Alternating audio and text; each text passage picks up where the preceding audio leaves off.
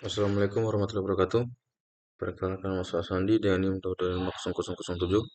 Saya dari Kerasa akan menjelaskan materi dari manajemen proyek informasi teknologi.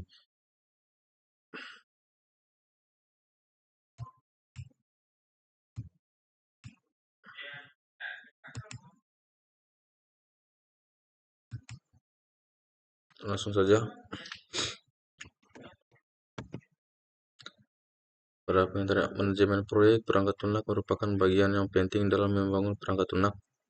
Sekalipun tidak bersifat teknis seperti pengkodean, hal-hal dalam manajemen proyek PL ini mampu menentukan apakah proyek akan berjalan dengan baik sehingga menghasilkan produk yang baik. Hal-hal yang berkaitan dengan manajemen PL adalah pertama, pengelolaan personal dan koordinasi tim, yang kedua masalah atau problem, yang ketiga proses.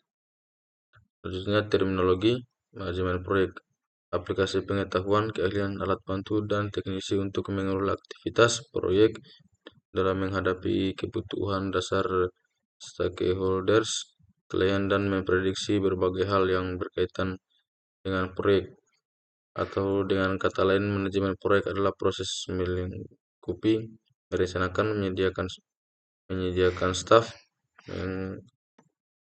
mengorganisasi, mengarahkan dan mengontrol pengembangan sebuah sistem yang dapat diterima dengan biaya minimal dalam dan jangka waktu tertentu. Manajemen personal, produk, dan proses. Manajemen proyek perangkat lunak mengatur 4 hal penting. Pertama adalah personal, problem berkaitan dengan produk, proses dan proyek tambahan, tapi sangat penting. Empat hal ini berurutan mulai dari yang paling penting. Personal dapat mendapat tempat paling penting karena tanpa personal yang baik dan tepat, maka 3 hal lain tidak bisa berjalan dengan baik. Kategori personal, proses pembangunan PL melibatkan banyak personal dan dikategorikan dalam 5 kategori. Yang pertama adalah manajemen senior yang menentukan usaha yang dikerjakan dan pemenang keputusan dalam proyek. Yang kedua ada manajer proyek atau teknisi, pemimpin tim yang membuat rencana, memotivasi, mengatur dan mengendalikan praktisi yang mengerjakan PL.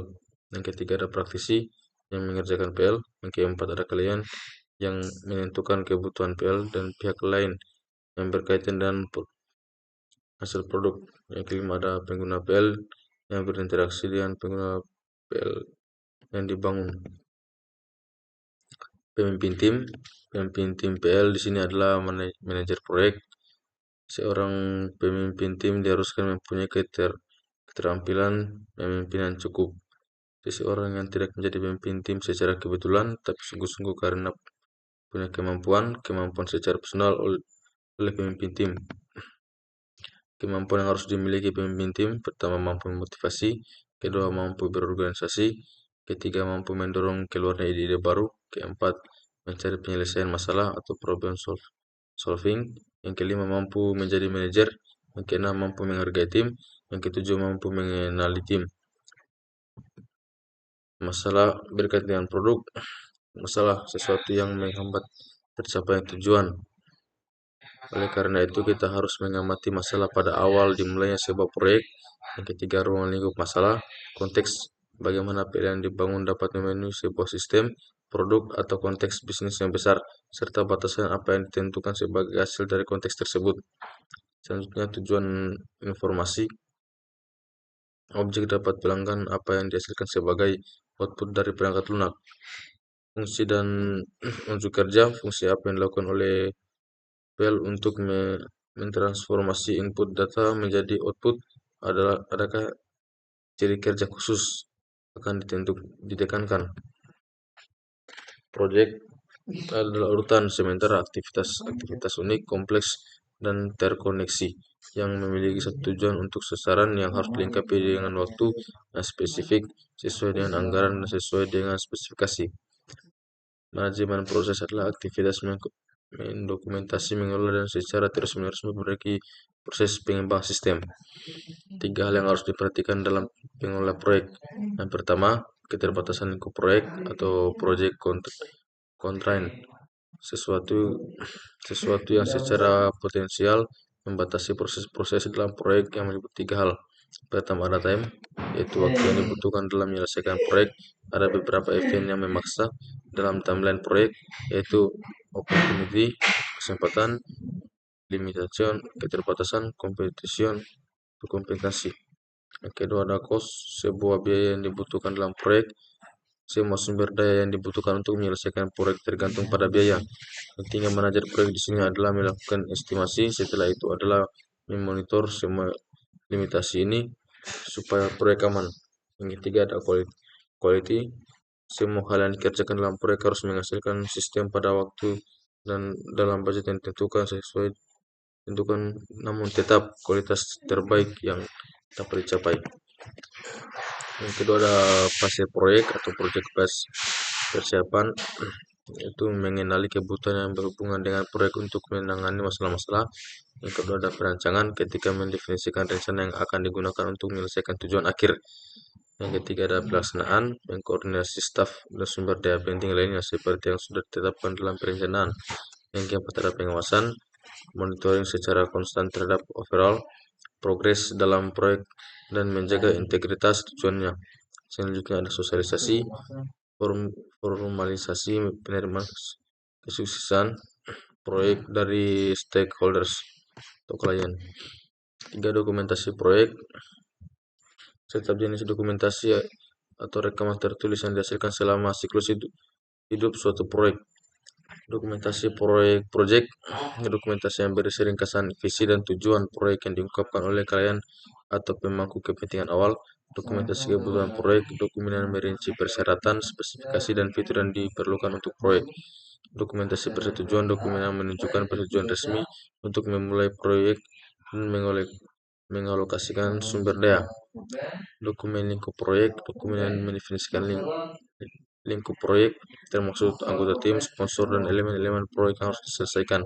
Dokumen perencanaan proyek, dokumen yang berisi rencana kerja, jadwal alokasi sumber daya, dan strategi manajemen risiko untuk proyek. Dokumen pengendalian, dokumen yang digunakan untuk memantau dan mengendalikan progres proyek, termasuk laporan kemajuan dan analisis risiko. Dokumen pelaporan, dokumen yang digunakan untuk mengkomunikasikan status proyek kepada pemangku kepentingan, termasuk laporan bulanan atau mingguan. Dokumen hasil proyek, dokumen yang berisi sebuah kerja proyek seperti laporan atau deliverabilitas lainnya. Dokumen evaluasi proyek, dokumen yang digunakan mengevaluasi kinerja proyek dan peralatan dipetik dari pengalaman tersebut. Fungsi-fungsi dalam manajemen proyek ada scoping atau ruang lingkup, planning, perencanaan, estimating, perkiraan, scheduling, penjadwalan, organizing, pengorganisasian, directing, pengarahan, controlling, pengontrolan, closing, penutup.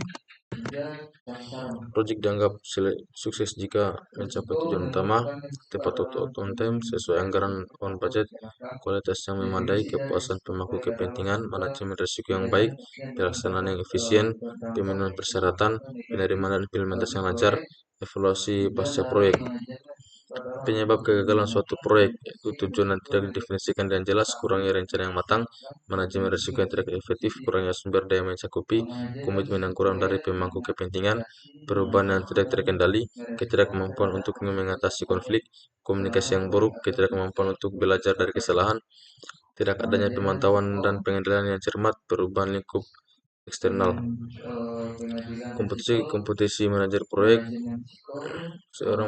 Seorang manajer proyek yang sukses harus memiliki beragam kompetisi dan keterampilan untuk mengelola proyek yang efektif.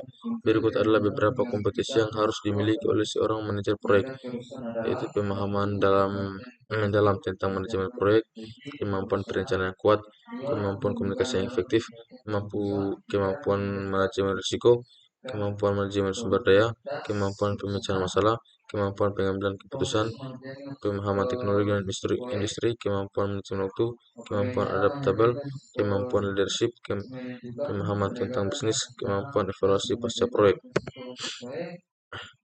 Ya, saya kira saya dapat sampaikan, lebih kurang bermaafkan. Assalamualaikum warahmatullahi wabarakatuh.